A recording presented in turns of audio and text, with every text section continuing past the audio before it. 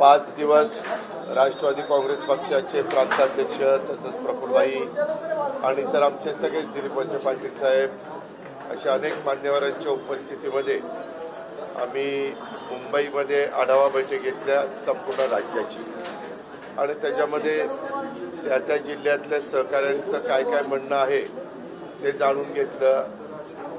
कुणी काय म्हणत होतं, कुणी काय म्हणत होतं. कारण पहिल्यांदा इथं 3 पक्षाचं सरकार आहे, राष्ट्रवादी काँग्रेस, भाजप, शिवसेना आणि आमच्यामध्ये निवडणुकीला सामोरं जाताना आपण महायुतीमध्ये जावं असं आमच्या सगळ्यांची स्टेटमेंट निघालेली होती.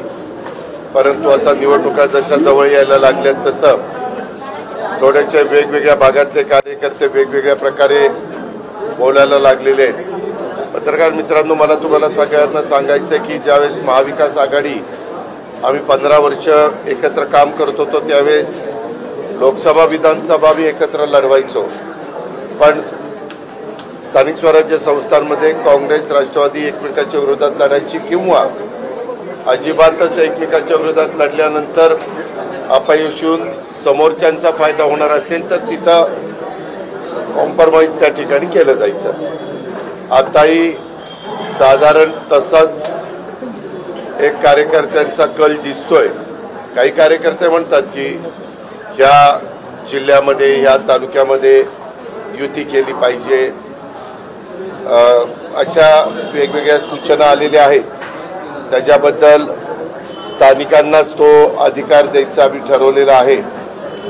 आणि मी माझ्या म्हणजे पुणे जिल्ह्याचा आढावा घेतला आणि पुणे आणि पिंपरी चिंचवड शहराचा, तर त्याच्यामध्ये पण साधारण आपल्याला प्रत्येक तालुक्यामध्ये वेगवेगळा मतप्रवाह मला जाणवला. आता सध्या 10 तारखेपासून नगरपालिका आणि नगर परिषदेच्याच नगरपंचायती या निवडणुका असल्यामुळं काही जणांशी मी बोललो. समजा उदाहरण द्यायचं झालं तर विजयराव शिवतरे आमचे शिवसेनेचे नेते, तर ते म्हणले की दादा आता फॉर्म भरू द्या, छाननी झाल्यानंतर मध्ये माघार घ्यायला पण बराच वेळ आहे आणि त्याच्यात आपण ठरवू काय करायचं. 10 तारखेला फॉर्म भरायचे असेल तर AB फॉर्म 17 तारखेच्या आतमध्ये द्यायचे आहेत. व्हॅलिडिटी सर्टिफिकेटला कास्टचं सर्टिफिकेट लागणार फॉर्म भरताना, परंतु व्हॅलिडिटी सर्टिफिकेटला राज्य सरकारने 6 महिन्याची मुदत दिलेली. निवडून आल्यानंतर आम्ही साधारण ही भूमिका घेतली की जे सन्माननीय सदस्य स्थानिक स्वराज्य संस्थांमध्ये निवडून येतील त्यांना आपल्याला 6 महिन्याच्या आत व्हॅलिडिटी सर्टिफिकेट प्राधान्याने मिळवून द्यायचं. अशा वेगवेगळ्या प्रकारे साधारण आम्ही ठरवलेलं आहे. आता आज पण सकाळपासून आत्तापर्यंत आम्ही तो सगळा आढावा घेतला. पण महानगरपालिकेमध्ये 11 तारखेला आरक्षण निघणार असल्यामुळं काही जण म्हणतात की त्याबद्दलचा निर्णय आपण 11 तारखेला काय नक्की कुठं आरक्षण प्रभागात निघतात ते बघून घेऊया. त्याच्यामुळे मी पुन्हा बुधवारी वेळ द्यायचं ठरवलेलं आहे. कारण मंगळवारी आमची कॅबिनेट असते, त्याच्यामुळे सोमवार मंगळवार माझा मुंबईमध्ये जाईल. पण बुधवारी मी पुन्हा पुणे, पिंपरी चिंचवड आणि काही बाबतीमध्ये मी काही मेळावे आणि काही इंटरव्ह्यू घ्यायला सांगितलेले आहेत. जेजुरीला, सासवडला, जिल्हा परिषद तालुका पंचायतीला त्या भागात अशा प्रकारे सांगितलेलं आहे. आणि ते त्यांची चर्चा करतील आणि मला बुधवारी त्याच्याबद्दलचं ब्रीफिंग करतील आणि मग आम्ही त्याबद्दलचा निर्णय घेऊ.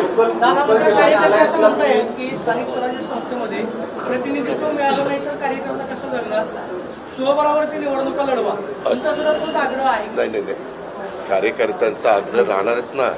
कारण एक तर 9 वर्षांनी निवडणुका होत आहेत.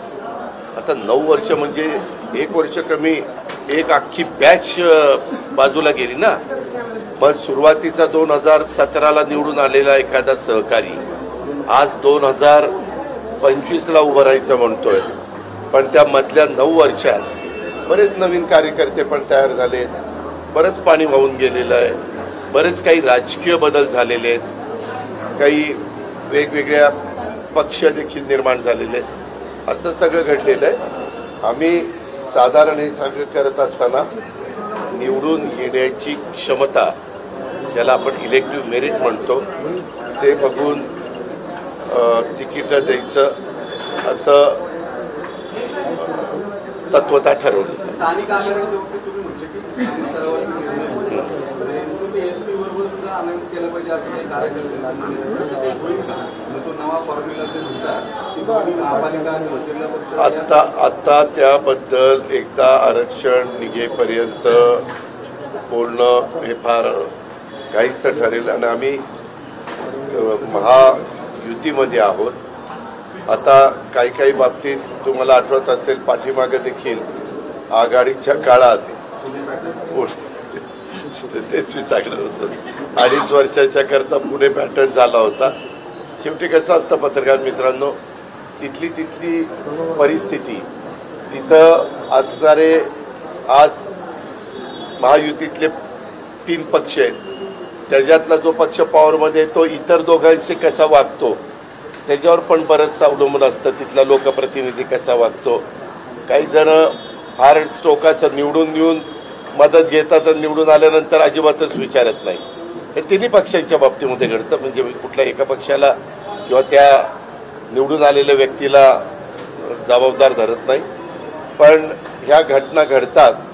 त्याच्यामुळे इतक्या लवकर अशाबद्दलचं मत व्यक्त करणं फार घाईचं। पण दादा या बाबतीत ना बैठका देखील झाल्यात असं कळतं, दोन्ही राष्ट्रवादीच्या नेते स्थानिक लेवलला काही बैठका झाल्यात का त्यांच्या पक्षाकडून आणि आपल्या पक्षाकडून काही की काय? नाही, मला आज तसं कोणी सांगितलं नाही। मी अंदाज घेतला, परंतु मला तुम्ही म्हणताय तसं सांगितलं नाही। बुधवारीचा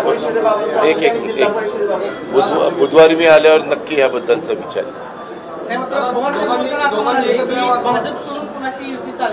हो, मी पेपरला ते वाचलं।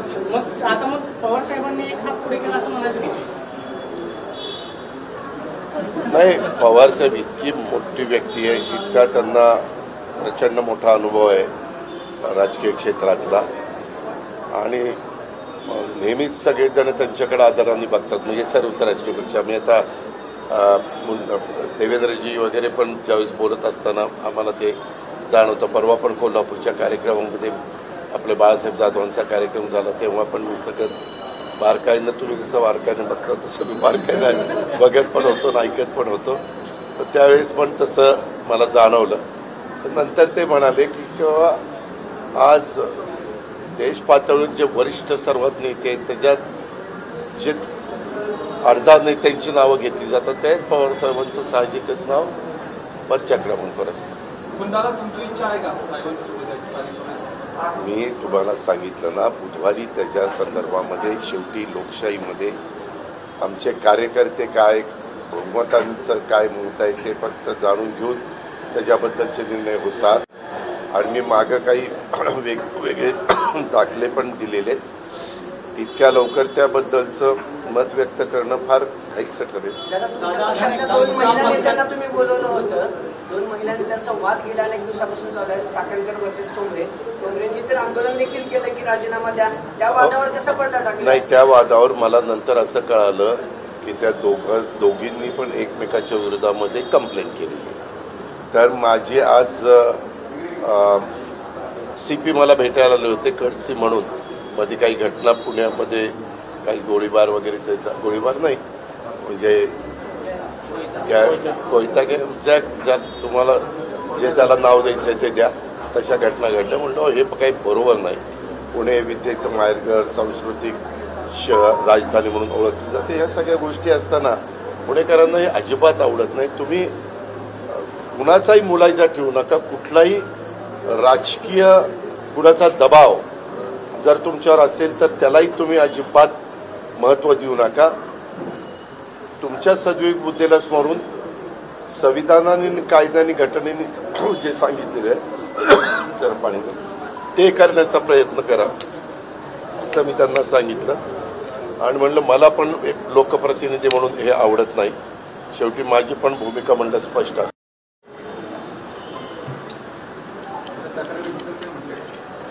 त्यावेळेस कंप्लेंट म्हणलं त्याच्यामध्ये एखाद्या लेडी ऑफिसर जरा इम्पार्शियल म्हणजे चांगल्या पद्धतीने प्रत्येकाची एक प्रतिमा असते ना, चांगल्या अधिकारी सगळे चांगले अधिकारी असतात पण त्यातल्या त्यात चांगले जे महिला अधिकारी असतील तिला त्यांचा तपास करायला द्या. कारण दोघींच्याकडे वेगवेगळे व्हिडिओ आहेत, दोघींच्याकडे वेगवेगळे सोशल मीडियामध्ये एकमेकाला ट्विट केलेलं असं काही काही बरंच आहे. त्याच्यामुळं ज्यावेळेस दोन्ही महिलांच्याकडनं हे असं ऐकायला मिळतं आणि पोलीस कंप्लेंट ऑलरेडी झालेली आहे. सहसा माझा स्वभाव असा आहे की ज्यावेळेस पोलीस कंप्लेंट होते त्यावेळेस पोलिसांचं काम आहे नीटपणे तपास करणं, नीटपणे चौकशी करणं आणि काही फॅक्ट आहे ती समोर आणणं. तर ते म्हणले ठीक आहे मी तसं लक्ष घालतो. म्हणलं बुधवारपर्यंत आम्हाला सांगितलं तर बरं पडेल. गेले 2 दिवस एक वाद सुरू तुम्ही काल मुंबईत बोलला त्याच्यावर, आता पुण्यात आला त्या वादावरून बऱ्याच चर्चा सुरू होत्या. काल तुम्ही पडदा टाकायचा प्रयत्न पुन्हा एक नवीन पत्र आलं की 21 आणि 21 म्हणजे 42 कोटी रद्द करायचे असं 42 कोटी रुपये भरावे लागतील त्याशिवाय व्यवहार रद्द होणार. मला पण तुम्ही म्हणता असे माझ्याशी कोणीतरी बातमी दिली. एक तर व्यवहारच तसा व्यवहारच तो झाला नाही. खरं तर त्याचं खरेदी खतच व्हायला नको होतं. ती कागदपत्र ज्यावेळेस बघितली ना त्यावेळेस रजिस्ट्रारने त्याचं खरेदी खतच नोंदणीच कशी केली तेच कळत नाही. असे बऱ्याच गोष्टी तो मुख्यमंत्र्यांना माझ्या कानावर ही गोष्ट आली त्यावेळेस मी लगेचच सांगितलं की कुणी जरी असलं तर त्याचं योग्य पद्धतीनं चौकशी झाली पाहिजे. कारण मला पण गेल्या 35 वर्षाच्या राजकीय जीवनामध्ये अनेकदा आरोप झाले. आरोप सिद्ध तर झालेच नाही पण माझी बदनामी प्रचंड झाली. म्हणजे काही आरोपाच्या बद्दल तर निवडणुका जवळ आल्या की ते सुरूच व्हायचं, निवडणुका संपल्या की पुन्हा ते थंड व्हायचं, असे ते सगळे प्रकार तुम्हाला पण माहिती आहे. आता ह्यामध्ये म्हटलं याची नीट चौकशी म्हणजे जे काही चौकशी नियमाने करायची असते ज्या डिपार्टमेंट ती त्याबद्दल मुख्यमंत्र्यांनी निर्णय घ्यावा. मुख्यमंत्र्यांनी निर्णय घेतला, FIR पण दाखल केला. 2 FIR वेगवेगळ्या ठिकाणी दाखल झाले. त्याच्यामध्ये एक राज्य तहसीलदार काही चुका केलेल्या आहेत. आपल्या अंडी उगवण केंद्र आहे ना तिथलं पण बोकडीचं काही असं चुकीचं केलेलं आहे आणि त्याच्यातून FIR दाखल करून तिघांची नावं पण त्याच्यामध्ये सांगितली गेलेली. काल काहीतरी ती पडलेली होती त्या नोंदणी कार्यालयाच्या तिथं बावधनला. तर ते त्यांच्या पद्धतीनं कामाला लागले आणि मला वाटतं ॲडिशनल चीफ सेक्रेटरी रेव्हेन्यू आपले पुणे विभागीय आयुक्त, महसूल आयुक्त, जिल्हाधिकारी, नंतर जमाबंदी आयुक्त, जॉईंट असे IGR ते असे वेगवेगळे लोक कमिटी केलेली आणि त्यांना 1 महिन्याची काहीतरी मुदत आणि काय त्यांनी तपासायचं हेही सांगितलेलं आहे. कारण पुन्हा अशा प्रकारचे व्यवहार होऊन त्याच्यामध्ये शासनाचं पण नुकसान होता कामा नये किंवा जे व्यवहार करताच येत नाही, ज्याची नोंदणीच होऊ शकत नाही कागदपत्रावरून, ते पण करण्याच्या बद्दलचं धाडस काहींनी दाखवलेलं आहे. ते कशामुळे दाखवलं, त्याच्यामध्ये कोणी फोन केलाय का, कोणी दबाव आणलाय का, अशा पद्धतीनं ते सगळं तपास करायला सांगितलं. त्याचा आदेश पण काढला. म्हणजे शासनाचा जो आदेश निघतो ते एक मुख्यमंत्री जाती, 2 DCM ला जाते, असे रेव्हेन्यू मिनिस्टर जाते, त्याची कॉपी पण मला मिळाली. त्याच्यामुळे त्यांनी त्यांचं काम सुरू केलेलं आहे. आता आपल्याला त्याची चौकशी झाल्यावर वस्तुस्थिती कळेल.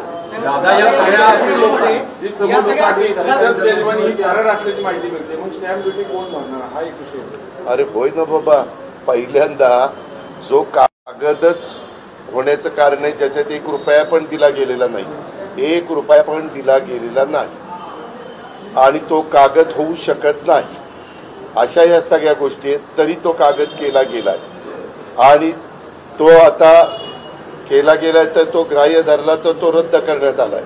अशा तर सगळ्या कॉम्प्लिकेटेड झालेले. आता हे झाल्यानंतर कुठल्या विभागाने काय कळवायचं ते कळवलेलं आहे. आता त्याच्या संदर्भामध्ये हा पण एक चौकशीचा भाग आहे. कदाचित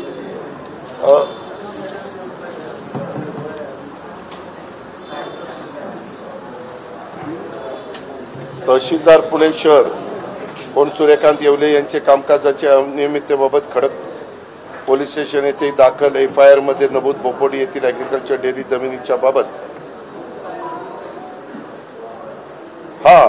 तिथं आमच्यातलं तर कुणाचा संबंध नव्हता, परंतु काही मीडिया चॅनल्सनी त्याच्यामध्ये आमच्याही कुटुंबाचा तिथं उल्लेख केला, चुकीची बातमी ती चालवली. माझी एवढीच मान्य आहे, परंतु त्यांनी इकडच्या ह्याचा इकडचा दाखला दिला. तसं बघितलं तर त्या व्यवहाराशी त्यांचा दुरान्वय देखील काडीचा नखाचा पण संबंध नाहीये. माझी एवढीच विनंती आहे, जे खरं असेल ते दाखवा, परंतु जे खरं नसेल त्याच्यात बदनामी करू नका. या प्रकरणानंतर सरकारी जमिनीवरती इतर हक्कांमध्ये नावं चढवायची आणि मग त्याच्या पॉवर ऑफ अटर्नी करून घ्यायच्या, त्याच्या खरेदी करायच्या, अशा बऱ्याच तक्रारी ज्या आहेत त्या येत आहेत समोर. या तेलवानीचे जे नाव त्यांनी पण अशी प्रकरण केल्याचं आता समोर येतं. यामध्ये आम्हाला अशी माहिती मिळाली की हे प्रकरण त्यांनी 2005 का 6लाच पॉवर ऑफ अटर्नी घेतली, म्हणजे 19 वर्षापूर्वी का 5 CR म्हणजे करोडला घेतली. अशा या सगळ्या गोष्टी आहेत. पण आता चौकशी केल्यानंतर त्याच्यातली काय वस्तुस्थिती, कारण जे चौकशीमध्ये अधिकारी नेमले ते अतिशय स्वच्छ प्रतिमेचे आणि प्रशासनामध्ये चांगली इमेज असणारी आहेत. त्याच्यामुळे त्याबद्दल आता आपल्याला महिनाभर थोडंसं त्या ऐका ना, ते मला आता माझी ती नोट नाही आहे, त्याचं मी तुम्हाला दाखवलं असतं.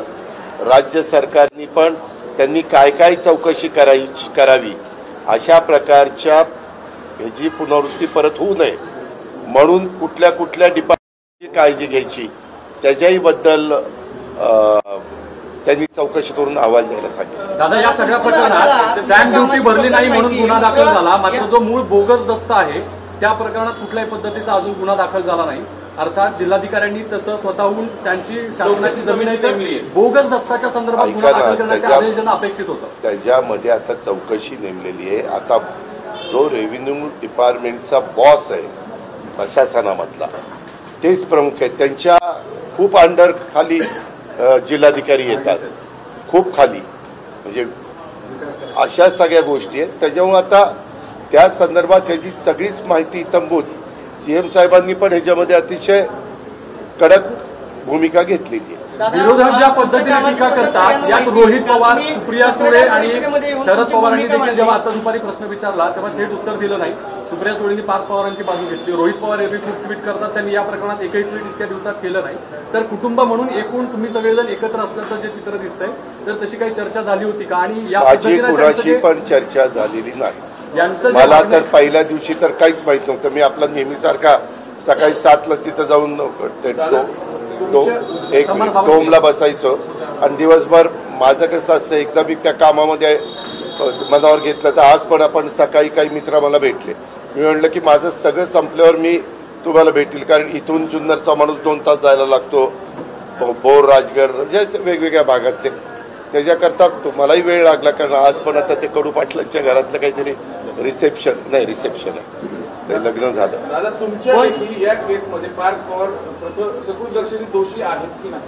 त्यामध्ये कागदपत्र सगळी न बघता, खरं काही आम्ही व्यवहार ज्यावेळेस करतो त्यावेळेस टॉपचे जे वकील असतात त्यांना ते सगळं तपासायला सांगतो, त्यांना ते सर्च करायला सांगतो, आणि त्यांनी ते सर्च आणि तपासलं आणि त्यांनी सांगितलं की नाही बाबा ही जमीन तुम्ही घेऊ शकता, तर आपण पुढं पावलं टाकतो. असं सगळ्याच गोष्टी रे. त्याच्यामध्ये कधी कधी नोटीस पण देतात की बाबा ही जमीन अशाशा या जमिनीच्या संदर्भामध्ये कुणाचं काही आक्षेप आहे, म्हणणं आहे वगैरे वगैरे असं केलं जातं. तशा कुठल्याच गोष्टी इथं केल्या गेल्या नाही आणि मला हा व्यवहार झालेला माहिती नव्हता, नाही तर मीच असलं. या सगळ्या प्रकरणामध्ये आज पवार साहेब बोलताना असं म्हणाले की पार्थदादांवरती गुन्हा दाखल करावा अशी विरोधकांची मागणी आहे.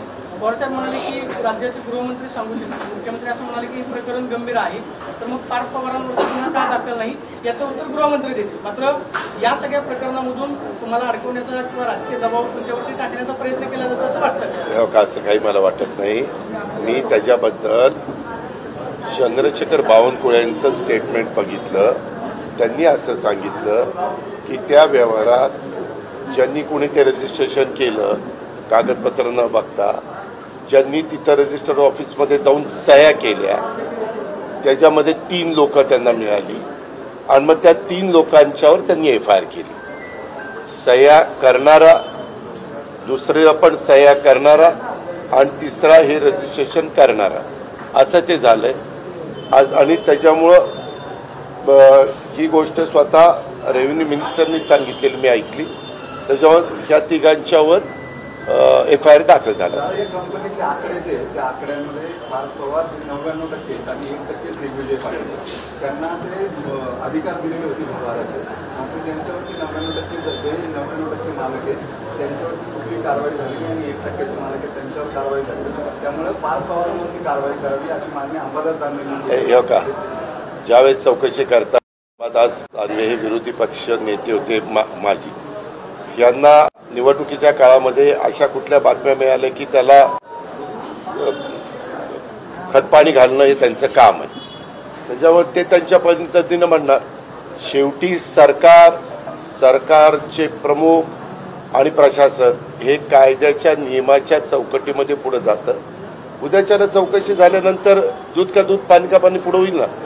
इव्हन एकनाथराव शिंदेंनी पण तेच सांगितलंय किंवा त्यांना विचारलं तुमच्यासारख्या पत्रकार मित्रांनी, एकदा चौकशी होऊ द्या आणि चांगली टीम लावलेली आणि कुठेही सरकारने त्याच्यामध्ये FIR करायला दिरंगाई लावली. तुम्ही बघा सगळ्या गोष्टी तातडीनं त्याच्यामध्ये केलेल्या आहेत.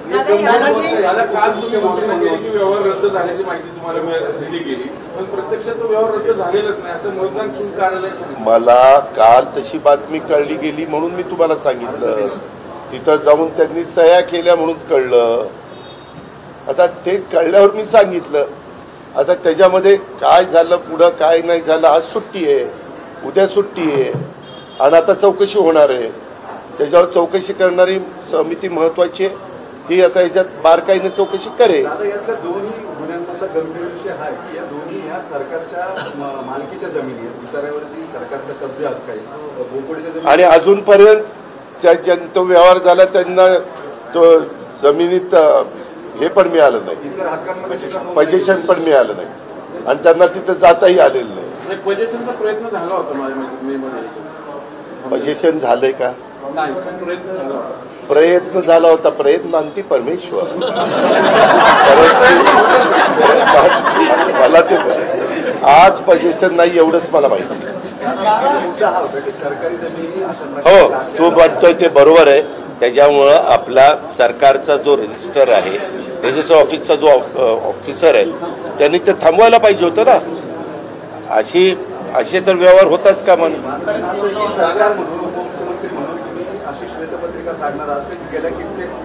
त्यामध्ये एकदा आमचा अहवाल येऊ द्या.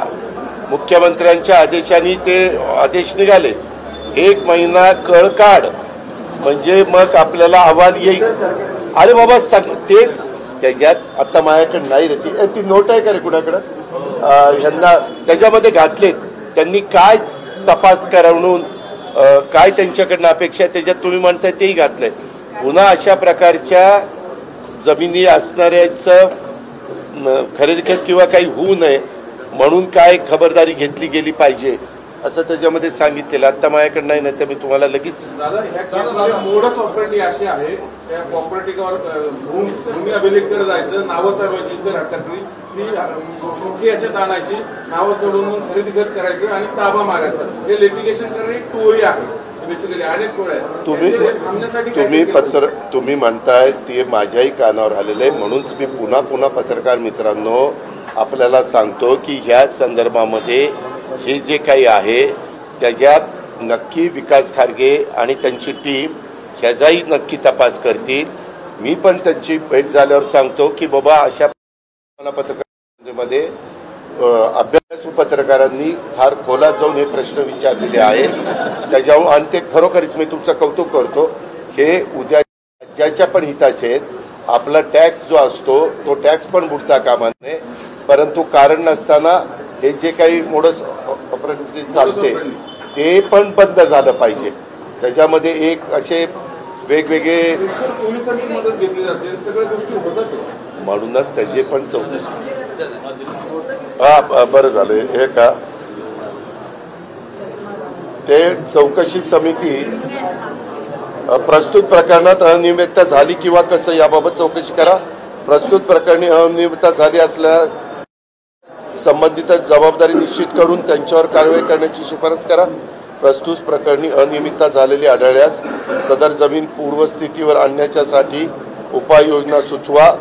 भविष्यात आता हे नीट ऐका, भविष्यात अशा प्रकारची प्रकरणे पुन्हा उद्भवू नयेत यासाठी देखील काय उपाययोजना करणं गरजेचं आहे हेही आपण सुचवा, असं ते त्याच्यात घेतलेलं. मला हे वाक्य आठवत होतं. त्याच्यावर तुम्ही जे म्हणताय त्याबद्दल ते त्याच्यात अंतर्भाव होतोय आणि मग ते तसं केलं आणि त्याच्यात अप्पर मुख्य सचिव महसूल मुद्रांक नोंदणी विभागीय आयुक्त पुणे, विभाग जमावबंदी आयुक्त आणि संचालक भूमी अभिलेख नोंदणी महानिरीक्षक मुद्रांक नियंत्रक पुणे, जिल्हाधिकारी पुणे, सहसचिव मुद्रांक महसूल विभाग मुंबई, सदस्य सचिव अशी ती कमिटी आहे. त्याच्या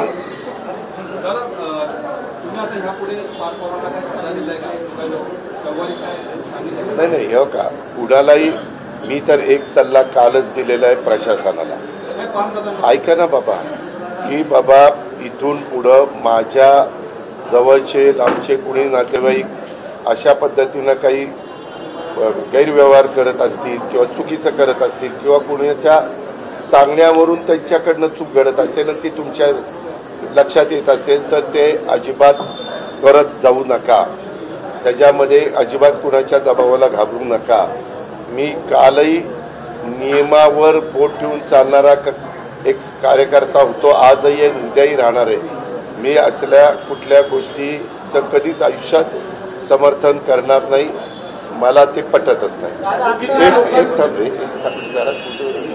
आणि हे सगळं होत असताना यामध्ये मी पार्थला माझं काल काय झालं, माझे काल पण उशिरापर्यंत सगळे कार्यक्रम चालले आणि तिथून मी डायरेक्ट निघालो आणि इकडं आलो. पार्थ मुंबईमध्ये, मी उद्या रात्री मुंबईत जाणार आहे. परंतु मी मुंबईत गेल्यावर त्याला सांगणार आहे की हे जे काही प्रकरण झालं हे प्रकरणावरून काही गोष्टी तुम्ही लोकांनी पण शिकल्या पाहिजेत. कारण माणूस अनुभवातनं नवीन नवीन शिकण्याचा प्रयत्न करतोय, त्याची सुरुवात आहे. तर पुन्हा अशा कुठल्याही पद्धतीनं काही लोकांनी काही फार आपला ज्यांच्यावर विश्वास असतो त्यांनी विश्वासाने काही गोष्टी सांगितल्या तरी त्याच्यातल्या तज्ज्ञ माणूस जो असतो, भले त्याला फी द्यावी लागली तरी चालेल, म्हणजे वकिलांना वकील सल्ला द्यायला ॲडवाईस द्यायला हे करतात ना, त्याच्या प्रकारचा चांगले आपल्याकडे चांगले ॲडवायझर आहेत, चांगले वकील आहेत, चांगली टीम आहे, त्यांचा सल्ला घ्यावा आणि पुढे जावं. सांगितलं होतं की बाबा हा व्यवहार झालाय तो चुकीचा आहे आणि हा व्यवहार होत असताना मला माहिती नव्हतं. 300-400 कोटी रुपयांचा व्यवहार होताना वडील म्हणून पार्थ पवारांनी तुम्हाला विचारलं नाही का की एवढे पैसे मी इन्व्हेस्ट करतोय ह्या प्रोजेक्ट? अरे पैसे सुद्धा इन्व्हेस्ट केले नाही तर कशाचा? अरे 1 रुपया इन्व्हेस्ट केला नाही बाळा. मी ते सगळं बघितलं. 300 कोटी कशाला म्हणतात? 1 रुपया त्याच्यात तेच मला कळत नाही की त्या समोरच्या पार्टीने पण 1 रुपया न घेता कसं काय हे केलं, काय ते गडू भांगालच. अहो म्हणून आज त्याचीच चौकशी करतोय ना बाबा. आता कोण फसलं, प्रश्न विचारणारा फसला का आणखी कुणी फसलं ते विचारतोय. कोण चौकशी केल्याशिवाय कळणार नाही. चुकीचे लोक अधिकारी होते का आणखीन कोण होते ते चौकशी झाल्यावर सांगतो ना. अशीच प्रेस कॉन्फरन्स घेऊन सांगतो.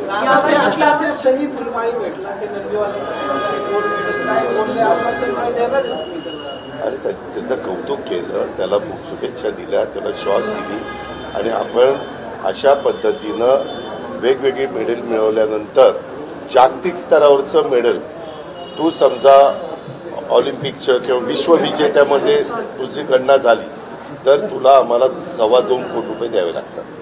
परवा 3 मुलींना आपल्या ज्या भगिनी होत्या ज्यांनी खरोखरीच जगामध्ये आपल्या देशाचं नाव उज्ज्वल केलं आणि बरेच वर्षाचं आपल्या भारतीयांचं स्वप्न होतं की महिला क्रिकेट टीमनी वर्ल्ड कप जिंकावा, त्यामध्ये आपण कालच दिलं 2.25 कोटी रुपयाचे चेक दिले।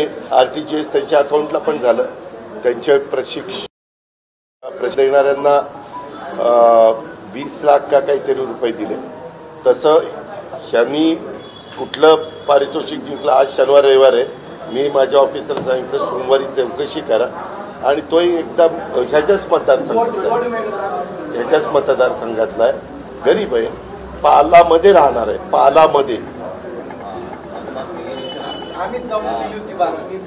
अरे बातमी करणं हा तुझा जन्मसिद्ध हक्क आहे।